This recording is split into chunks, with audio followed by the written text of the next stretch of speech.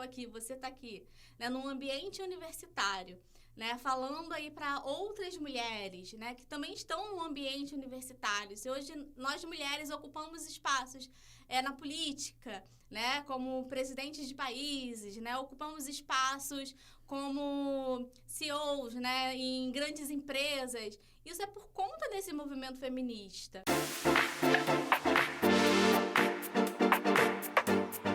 Olá pessoal, eu me chamo Mariana Navega e hoje é o nosso segundo episódio do podcast e o tema de hoje é feminismo. E para falar sobre esse tema, eu trouxe a convidada Vaniele Copelo. Eu vou ler aqui porque tem um resumo. A Vaniele, ela é professora, ela tem graduação em serviço social, ela é mestre em serviço social, pós-graduada em políticas públicas de enfrentamento à violência contra a mulher, foi preceptora na residência multiprofissional em serviço social na Emo Rio, foi membro do Conselho Municipal dos Direitos da Mulher de Duque de Caxias e outras coisas, mas eu trouxe aqui um resumo para vocês. Para quem quiser acompanhar a Vaniele, eu vou deixar o Instagram dela aqui na tela. E queria agradecer. Obrigada pelo convite de fazer esse podcast aqui comigo. Oi, Mari. Eu que agradeço pelo convite, né, de poder participar, falar de um assunto que eu gosto bastante e compartilhar, né, sobre essa temática com os demais, né. Então, gostaria também de cumprimentar a todos e todas que estão assistindo. Espero que a gente tenha aí um ótimo bate-papo. Que bom. Eu sempre gosto, assim, de começar falando sobre o que é, conceituando. Então, eu queria que você, como especialista, explicasse um pouco pra gente sobre feminismo. O que é conceituar, falar um pouco da história, quem sabe. O feminismo, né, é um movimento social, político, filosófico também, que a sua principal pauta, né, a sua principal bandeira é a igualdade entre homens e mulheres, né? Então, é um movimento que ele é visto, né, por diversas nuances, né? Então, a gente pode trazer aí diversos olhares sobre esse movimento, né? E eu acho que conforme a gente for conversando, acho que alguns mitos sobre esse movimento, eles podem ser desmistificados. Mas, na verdade, é um movimento social, um movimento político, né? E um movimento filosófico também, cuja principal pauta é a bandeira, né, de igualdade entre homens e mulheres. E, na sua opinião, assim, e até técnica, né, talvez, é importante, qual a importância desse movimento, o movimento feminista? O movimento feminista, né, então, e aí a gente fala justamente específico para as mulheres, né, essa importância para as mulheres, ele nos trouxe a oportunidade de conseguir aí diversos ganhos na luta mesmo pela igualdade de gênero, né? Então, se a gente for analisar, a gente vive uma sociedade patriarcal. O que seria uma sociedade patriarcal? O modelo da nossa sociedade, que é um modelo de uma sociedade patriarcal, as relações de poder, ela é centralizada na figura masculina, né? Então, a nossa sociedade, ela é toda moldada onde quem é do gênero, quem é do sexo masculino, né? O papel do homem, ele se coloca numa posição superior, né, a uma mulher por uma questão de gênero, né? Então, quando a gente faz essa análise a partir de uma sociedade patriarcal, a gente identifica que as relações de poder, elas são desiguais, né? Então, a gente vive numa sociedade em que as relações de gênero, elas vão atribuir, por exemplo, a função, né, por exemplo, para um homem, a função para a mulher, que eles vão ocupar na sociedade. O movimento feminista, ele se torna importante justamente na proposta de buscar essa igualdade entre homens e mulheres. Então, por muitos anos, milênios, né, vamos dizer assim, a mulher, ela se coloca como, não é que ela queira se colocar, né, porque isso é uma construção social, uma construção cultural. E também não está relacionado a fatores biológicos, né? Então, não há na genética, por nascer mulher, você vai se colocar numa posição inferior na sociedade. Isso tudo foi construído socialmente, né? Culturalmente, historicamente. E o feminismo, ele tem a sua importância justamente em trazer essa igualdade entre os gêneros. Olhando, né, conforme eu estava falando, por muito tempo, as mulheres, elas se colocavam na sociedade, né, enquanto um papel inferior à figura masculina. E aí eu falo que essa inferioridade estava relacionada à perda de direitos. Por exemplo, por muito tempo a mulher não era nem considerada cidadã, né? Então ela não tinha seus direitos civis, seus direitos políticos.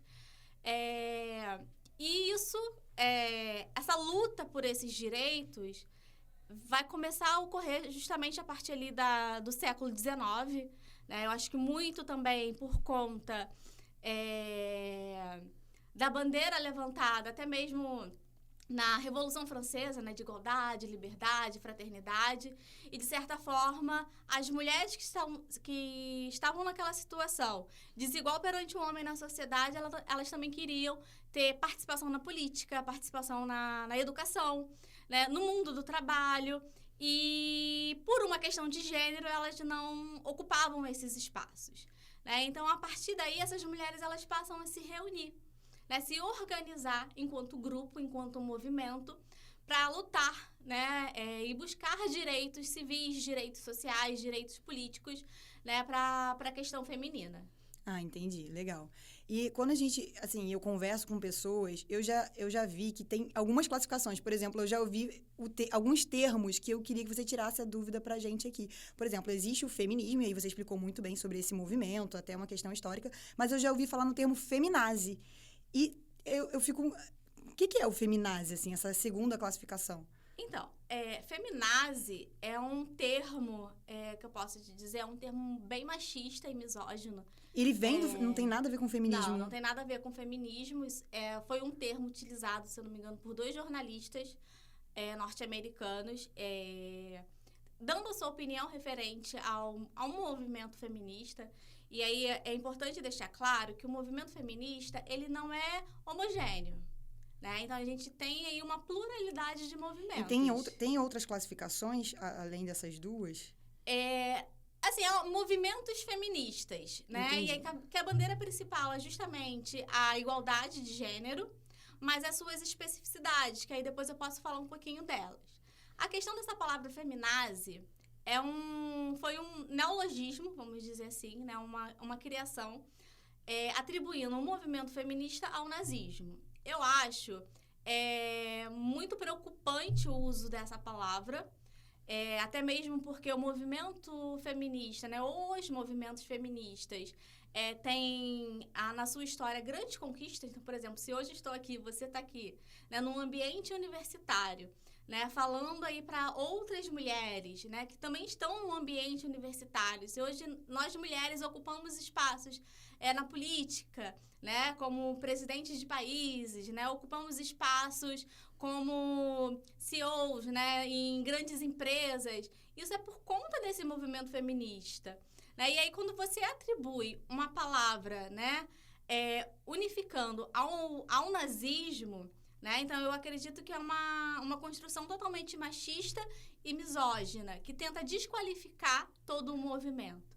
Então, é uma palavra que eu não gosto nem de dar palco para ela, vamos dizer assim, levar evidências, né, para esse tipo de palavra, porque eu acho que quem utiliza desconhece totalmente o que é o movimento feminista e desconhece totalmente o que é o nazismo, né, porque uma coisa não tem nada a ver com a outra. Não, legal. Então, é muito bom, assim, você explicar direitinho isso. E muita gente não sabe, pode até usar de forma equivocada.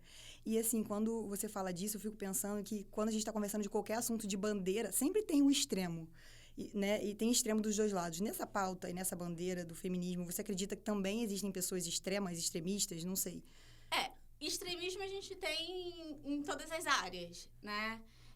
Mas, assim, é importante a gente identificar que, às vezes, né, o que não é legal para você pode ser legal para mim ou pode ser legal para uma outra pessoa, né?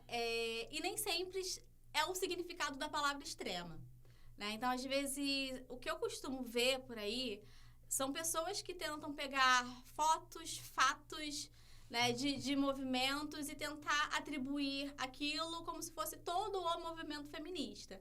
Extremismo a gente tem em todas as áreas, seja no âmbito religioso, né, seja no âmbito político, né, a gente vai ter isso também dentro do próprio movimento feminista, né, e aí você também identificar o que você acha enquanto extremo, né, porque assim, é um movimento que não tem pelo menos assim, se a gente for analisar a trajetória histórica do movimento feminista, todas as conquistas que nós temos hoje, né, não foram conquistas com base no diálogo, né? Foram conquistas com base em lutas mesmo, com base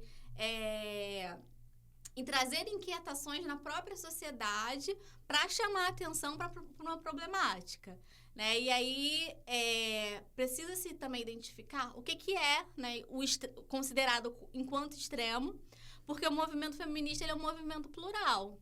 E aí não é um movimento que ele tem uma única configuração. Por exemplo, às vezes as pessoas não se identificam com o movimento feminista porque elas atribuem a figuras, talvez, de mulheres que nem estão no padrão, às vezes mulheres que não te representam, e acredita que o feminismo se resume apenas àquilo. Eu acho que cada mulher ela tem a sua representatividade, independente da forma com que ela expressa isso, né? Então, por exemplo, tem mulheres que utilizam o corpo enquanto um ato político. Algumas mulheres podem não achar legal, mas outras, elas têm uma bandeira e um motivo para isso. Nem sempre isso chega a ser o extremo. Então, depende muito também do que você considera enquanto extremismo. Eu acredito que extremismo é quando você, a partir de uma pauta, né, de uma bandeira, você começa a levar prejuízos, talvez, aí a outras pessoas, até dentro do próprio movimento, ou levar prejuízos para a sociedade. Eu acho que, fora isso, por mais que não agrade um ou outro, né, a gente tem vertentes dentro do próprio feminismo que são vertentes válidas, né, mas também que não chegam a ser extremas. Entendi. Durante a sua fala, teve um momento que você citou o termo, assim, patriarcal, né? O homem numa situação de poder, ou talvez até, quem sabe, de superioridade. E, assim, a mim me remete muito a esse modelo familiar onde o homem, ele é o provedor principal e a mulher tem uma maior responsabilidade com a casa e com os filhos. E, de uma certa forma, você acha que o movimento feminista possa ter diluído um pouco esse modelo de família ou não? Olha, eu acho que o movimento feminista, ele não... A bandeira não é diluir famílias, né? É justamente levar a uma igualdade. Não, diluir família não. Diminuir esse tipo de modelo. Tipo, aceitar, fazer uma aceitação maior de outros tipos de modelo e talvez, por essa aceitação, aumentar os outros e ter uma redução nesse modelo que é muito clássico, né? Patriarcal, onde o homem é o provedor e a mulher cuida da casa dos filhos. É mais nesse sentido, não de... Entendeu? Sim, eu entendi.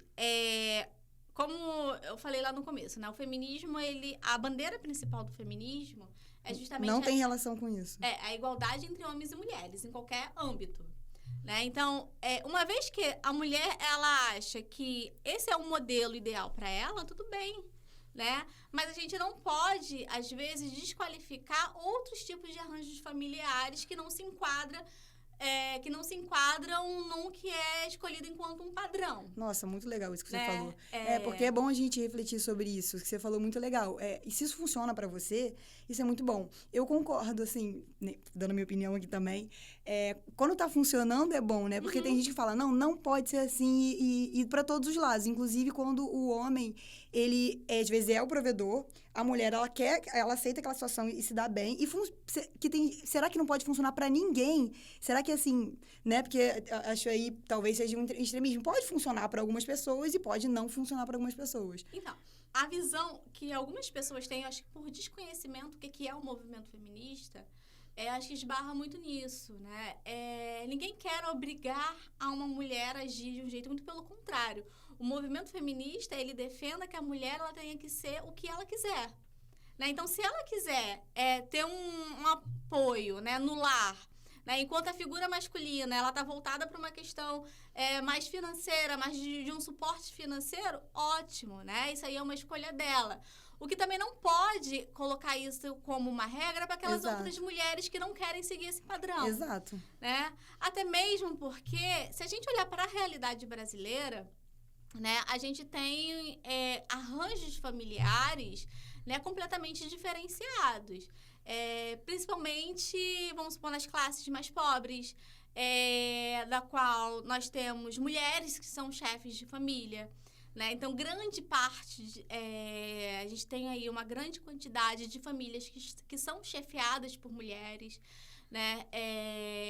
E a gente não pode dizer que aquilo é fora do padrão, né? Porque às vezes é uma escolha também. Exato, e se funciona, né? E se a se pessoa tá feliz, tá bem, tá funcionando, tudo acontecendo pois é, a gente bem. não pode desconfigurar aquilo enquanto aquilo não é família, né? Porque aí você tira também a opção de escolha de outras mulheres, né? O que não pode é você viver nesse modelo dentro de um ambiente de opressão, né? Então, eu sou mulher e a sociedade impõe que eu viva dessa maneira, né? Sem me opor, sem com que eu Me sinta confortável. me sinta confortável, né? E que eu viva num relacionamento, às vezes, relacionamentos abusivos, relacionamentos opressores, mas porque é esse tipo de relacionamento que eu tenho que mostrar à sociedade, né? Então, é um conjunto, é uma criação de família que atende muito mais a uma estética social do que a própria vontade da mulher.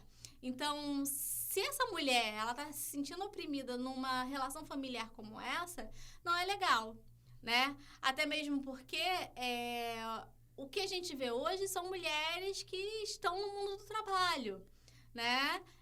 Porque querem. Porque querem, né?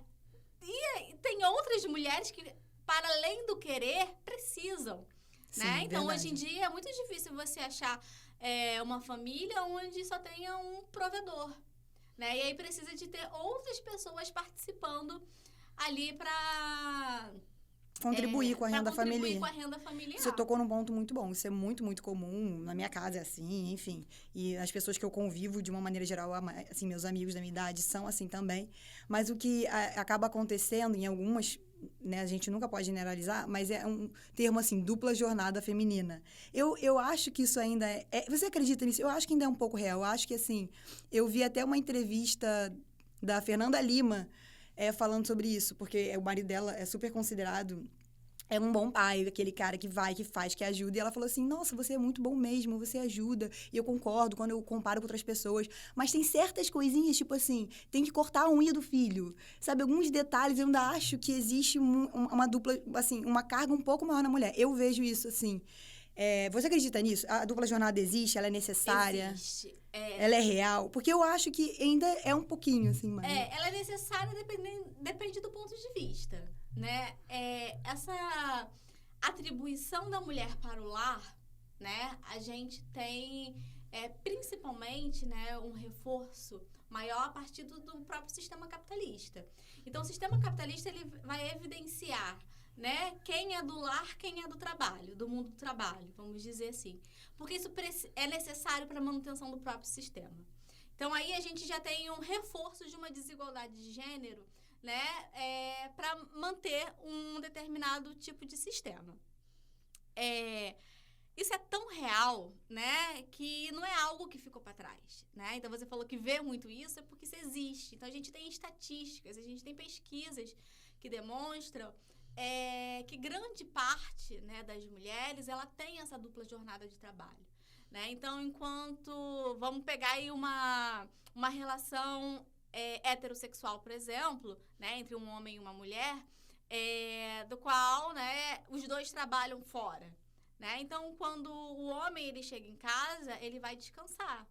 A mulher, quando chega em casa, né, ela vai cuidar dos filhos, ela vai cuidar da casa, né? Então, olha como isso é desigual.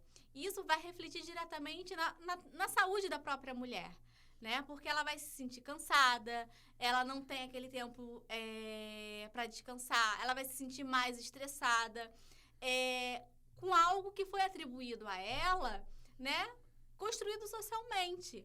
Então, não tem nada que identifique na genética da mulher que é ela que tem que lavar a louça, né? Que dela o papel de manter a casa limpa, né? Então, isso é papel de quem mora dentro de casa. Não, Independente do sexo da pessoa, né? Independente do gênero que essa pessoa apresenta na sociedade. Exatamente, mas ainda assim eu acho que acontece, como você falou. É Muito. verdade, existe, acontece da mulher ter um pouco trabalho a mais quando chega em casa. E a gente fica refletindo disso, né? Mas sei lá por quê. Eu converso com amigos sobre isso e eu já vi alguém que fala assim, mas isso é um pouco de meia culpa das mulheres, porque ela quer olhar o filho, eu sou mãe também, eu fico assim, caramba, é verdade, se eu falar assim, olha o Vicente, eu vou querer olhar o tempo todo. Ele fala, não é necessário. Então, você acha que é um pouco de meia culpa da mulher? Eu penso, eu vou falar a minha opinião também. Eu penso que um pouco sim, porque realmente eu sou muito preocupada com meu filho e talvez eu possa melhorar nesse aspecto. Mas, ao mesmo tempo, uma coisa que eu vejo, assim, na minha casa, por exemplo, quando eu vou lavar uma louça, eu lavo muito bem lavado, eu sou muito detalhista. E tem gente que usa o argumento assim, mas isso aí é uma questão sua. O seu marido vai fazer, ele vai ter o jeito dele de fazer. Eu refuto um pouco isso. Às vezes isso é verdade, sim, mas às vezes eu acho que é uma coisa assim. Eu falo assim pra ele, poxa, mas se você fizer direito, eu não vou reclamar. Eu vou deixar você fazer sim e não vou reclamar. Então tem um pouco, será que é meia culpa? Ou será que é porque o homem não tá acostumado e aí por causa de uma vivência, por causa de uma cultura, e aí ele não faz talvez da maneira mais correta e é isso, sabe? Eu fico refletindo sobre isso. Olha, eu não vou nem dizer que é uma meia-culpa da mulher, porque eu não vou atribuir a ela a culpa que é algo de uma estrutura social, né? É uma construção social que já vem aí há séculos, né? Então, não vou dizer, porque eu tenho certeza, né, que a maioria das mulheres que tem um trabalho fora, né, e divide seu lar com uma outra pessoa, ao chegar em casa, ela vai querer dividir também, de forma igual, o trabalho de dentro de casa. Porque a gente sabe que é um trabalho de extrema importância, pouco valorizado, mas que é essencial. Nossa, com certeza. Né? É trabalho. Sim, é um trabalho que deveria ser remunerado. Exato. Não, eu né? acho que é mais difícil. Eu já vi, às vezes até, sabe, fazendo unha que você fica conversando, eu já vi minha manicure falando assim, preciso trabalhar, porque se eu ficar em casa é muito mais pesado, eu trabalho muito, quando eu vou trabalhar eu relaxo. Pra você ver como é pesado, como é um trabalho que deveria ser remunerado. E aí, justamente a gente esbarra numa questão que não é culpa da mulher porque ela escolheu trabalhar fora de casa. A gente não pode atribuir, né, um peso a mais a essa mulher, né, que já sofre, né, todos os rebatimentos por ser mulher na sociedade, levar para ela a culpabilização, que eu considero, de certa forma, eu considero isso enquanto uma violência, né? Porque, de certa forma, você sobrecarrega a figura feminina daquela casa, mas que é algo que foi justamente construído socialmente, né? E, claro, a gente tem exceções, né? A gente tem lares, eu acho que hoje em dia, e a tendência é melhorar, né, dentro desse aspecto, lares em que os afazeres, eles são divididos, né? Independente do gênero da pessoa. Se você mora lá, né, cada um tem a sua planilhinha lá de organização. Ó, você vai lavar a louça enquanto a outra pessoa cozinha, enquanto o outro lava o banheiro e você arruma o quarto, né? Isso cada vez mais vai acontecendo, a tendência é aumentar. Até porque hoje a gente tem um olhar, né, para essa situação totalmente diferente, tipo, de 20 anos atrás, 30 anos atrás, né? Então, eu acho que as gerações, elas vão se modificando. Hoje, por exemplo, né, adolescente de 12 anos, ela sabe o que é o movimento feminista. Coisas que 15, 20 anos atrás, uma adolescente não sabia o que era. Não, exatamente. Né? O meu sobrinho, com 12 anos, ele era super politizado. Eu ficava assim, nossa. Sim, eu acho que a nova geração, né, ela tem acesso a muito conteúdo, o que é bom e preocupante ao mesmo tempo. Né? Preocupante porque pode ter acesso a informações erradas, né? E bom por esse lado, porque, de certa forma, acaba tendo aí explicações, né? E ter acesso a essas informações são importantes. Então, a dupla jornada de trabalho para a mulher, isso acabou sendo uma consequência, né, de uma conquista, que foi justamente a conquista para o mercado de trabalho. Né? E a gente não pode atribuir uma culpa disso à própria figura feminina. O que a gente precisa é desconstruir pensamentos, né? E mostrar que o afazer doméstico, ele é de quem mora na casa, independente do seu sexo de nascimento, do seu gênero, né? O gênero é aquele papel que você se apresenta na sociedade, né? Seja ele feminino ou masculino. né? Muitas das vezes está relacionado ao seu sexo de nascença, às vezes não, né? Que é o caso de mulheres trans, homens trans, né? Isso, que a gente conversou no outro podcast com o Diego.